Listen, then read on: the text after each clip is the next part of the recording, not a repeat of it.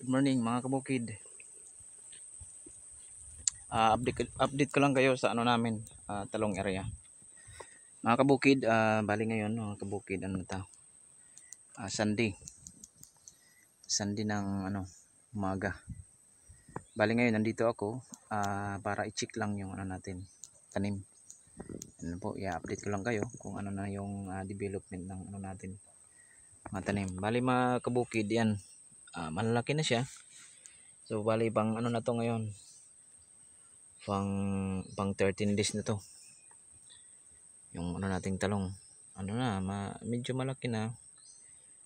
Thanks God.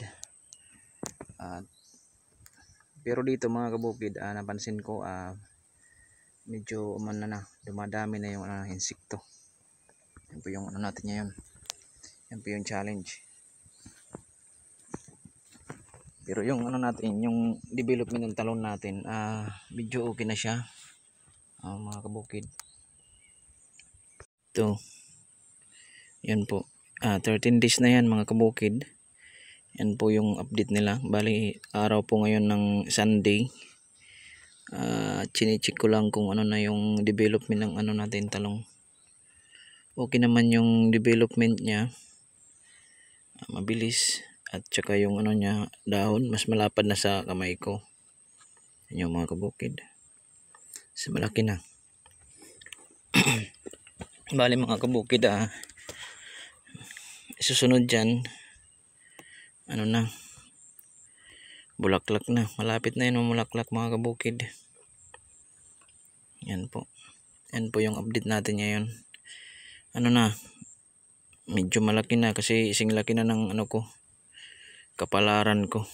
Yung ano natin talong. Okay. Bali ngayon, pumunta ako dito para i-check lang yung kung ano yung development ng ano natin talong, tsaka kung ano yung mga insekto. Kaya mga kabukid, kung mag-aano kayo, kung magtatanim kayo or maggagawa kayo ng ganitong maluwag na taniman, dapat talagang fokusan nyo. Focus kayo sa tanim nyo.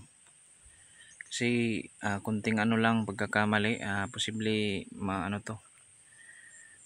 mamatay lahat or madapuan ng mga disease or atakihin ng mga insekto.